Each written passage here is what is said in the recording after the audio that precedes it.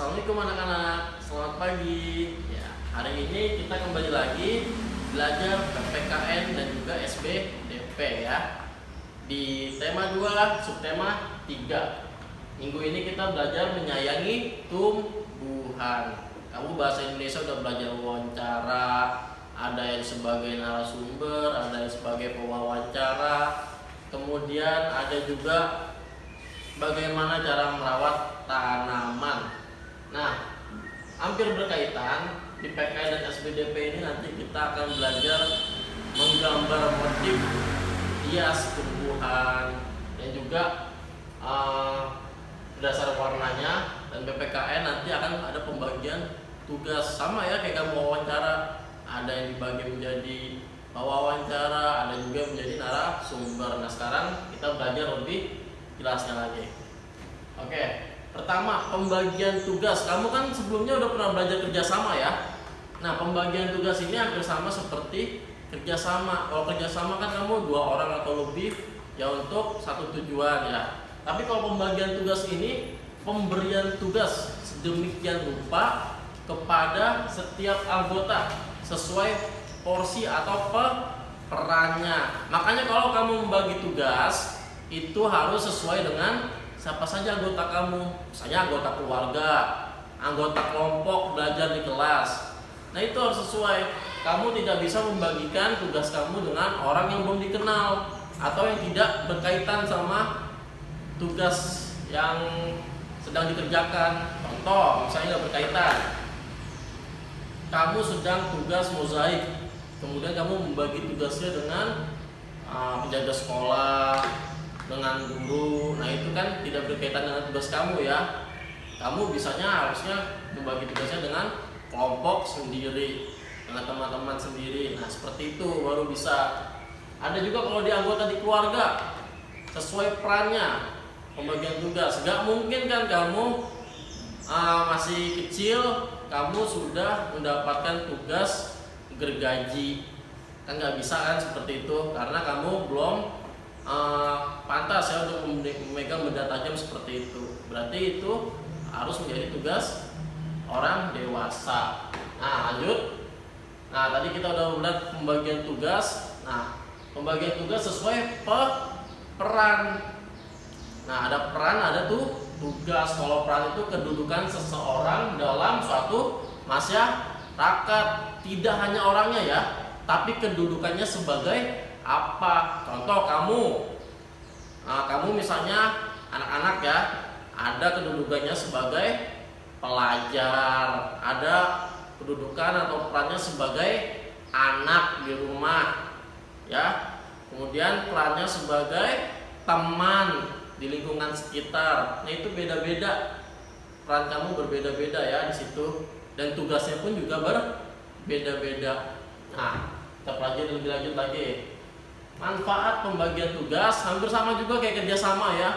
Dan ini hanya beberapa, masih banyak, pokoknya banyak. Agar pekerjaan menjadi lebih mudah, ringan, dan cepat. Menguatkan hubungan kekeluargaan. Nah, kita membiasakan gotong royong. Belajar menentukan sesuatu berdasarkan kesepakatan. Karena pembagian tugas ya, kita belajar musyawarah di situ tuh. Nah, bisa juga mempererat hubungan pertemanan. Banyak pokoknya ya kalau masalah manfaat pembagian tugas. Selanjutnya, nah, tadi pembagian tugas sesuai peran. Nah, itu berhubungan juga dengan hak dan kewajiban ya. Hak contohnya apa? Segala sesuatu yang harus kita terima. Tuh, itu hak. Bedanya dan kewajiban. Kalau kewajiban segala sesuatu yang harus kita laksanakan dengan penuh rasa tanggung jawab ya. Bedanya kalau hak itu kita terima, kalau kewajiban itu kita laksanakan, kita lakukan. Itu perbedaan yang paling mendasar ya. Jangan sampai kebalik-kebalik nih. Biasanya sering kamu kebalik-kebalik antara hak dan kewajiban. Contoh, kewajiban hak itu apa? Kalau misalnya kamu sebagai anak ya, kita ada kewajiban dulu ya. Kewajiban kamu sebagai anak. Berarti kalau anak itu di rumah ya. Kewajibannya apa yang kamu laksanakan berarti? Kamu wajib belajar, menghormati orang tua, serta taat patuh pada perintah orang tua. Juga membantu pekerjaan orang tua di rumah ya, yang kamu bisa, seperti menyapu, membersihkan kamar sendiri, merapikan buku-buku sendiri. Nah, itu kewajiban kamu sebagai anak di rumah. Kalau sebagai pelajar, nah sebagai pelajar bisa di rumah, bisa di sekolah ya, menaati peraturan di sekolah dan menghormati guru. Kalau pelajar di rumah mengerjakan PR, itu kewajiban kamu. Kalau sebagai makhluk Tuhan, berarti kamu sebagai anak-anak utuh ya, sebagai manusia, melaksanakan perintah Tuhan sesuai dengan agama masing-masing ya. Beribadah itu kewajiban. Nah, dan setiap agama berbicara beribadahnya berbeda-beda. Harus kita hormati ya. Oke, selanjutnya tadi kewajiban udah. Nah, sekarang berarti hak. Kalau hak yang kita terima. Nah, sesuai perannya ya, sebagai apa dulu?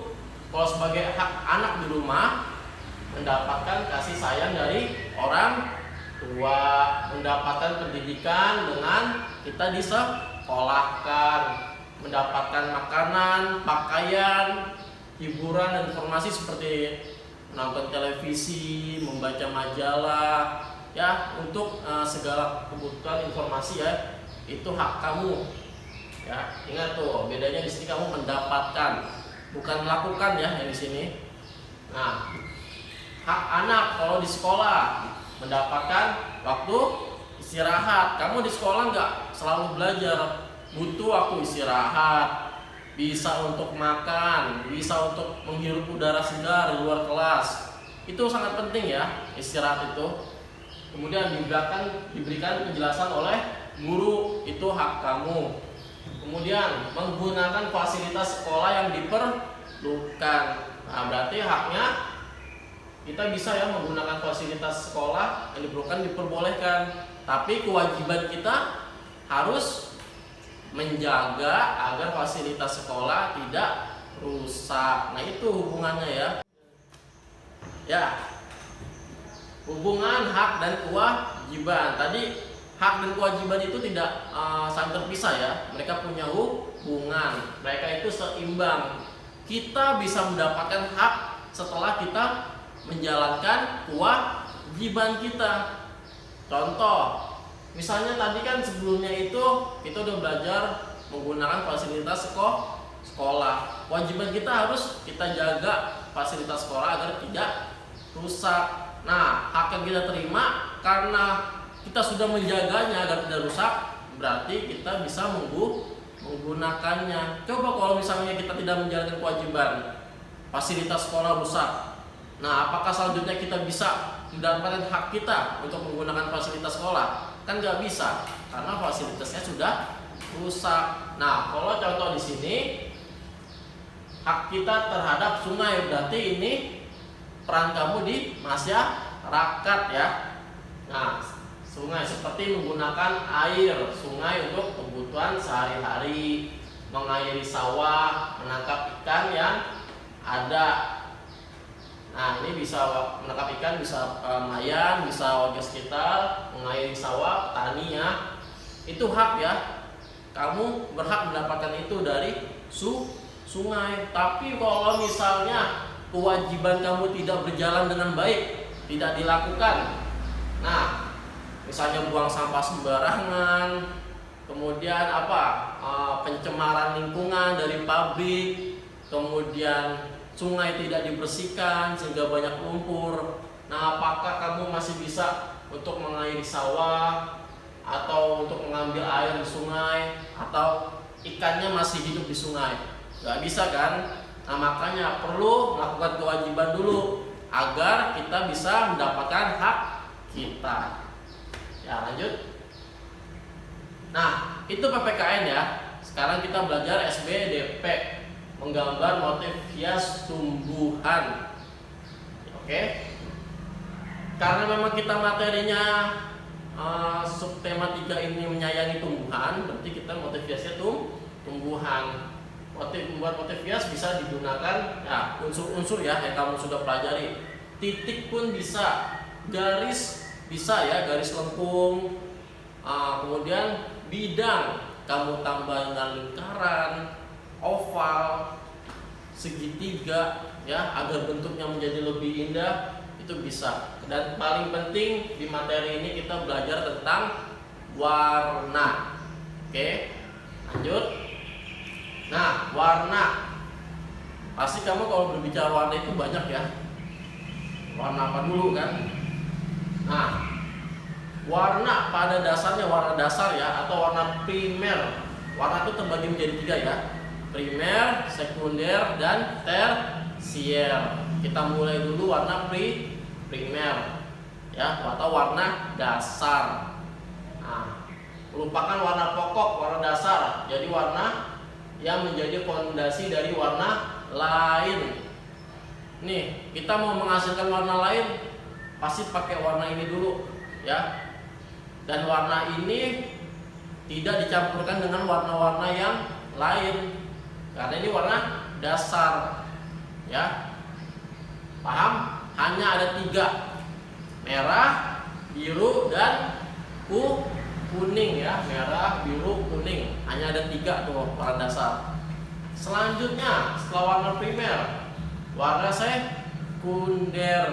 Oke, warna sekunder itu adalah perpaduan antara warna primer dengan warna primer lainnya ya. Harus dengan primer lainnya ya, nggak bisa primer yang sama. Misalnya merah dicampur dengan merah, ya hasilnya tetap merah.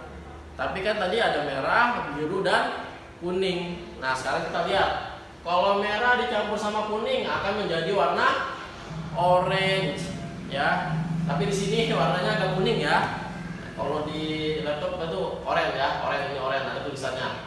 Kemudian kalau kuning dan biru dicampur itu akan menjadi warna hijau. Nah, kemudian biru dan merah dicampur akan menjadi warna ungu. Nah, percampuran inilah ya, hasil warnanya kita sebut dengan warna sekunder. Tuh ya. Kita lanjut, warna yang paling terakhir itu ada warna tersier ya. Itu perpaduan antara warna primer dengan sekunder, dan juga bisa warna sekunder dengan warna sekunder. Nah, percampurannya akan menjadi warna tersier, yang dimana warna tersier ini paling memiliki banyak macam pilihan, banyak macam warna ya. Kalau dasar itu cuma 3, kalau sekunder itu cuma 6. Nah, ini paling banyak percampurannya dan beragam ya.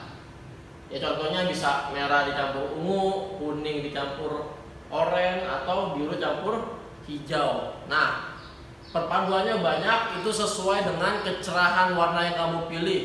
Kalau kamu punya krayon atau cat warna di rumah, kamu bisa ya bereksperimen atau mencobanya sendiri di rumah. Tuh, kamu campur-campur warnanya bisa ya. Banyak deh pokoknya. Oke, selanjutnya. Nah, sekian materi dari Bapak. Itu tentang PPKN ya. Ya, tadi ada pembagian tugas beserta perannya. Ya, kamu sebagai anak berbeda-beda. Kemudian orang tua juga punya hak dan kewajibannya masing-masing, perannya masing-masing, guru juga. Kemudian jangan sampai kamu lupa bedanya hak dan kewajiban, atau apalagi hubungan antara hak dan kewajiban. Kemudian warna, tadi warna itu ya ada 3 ya.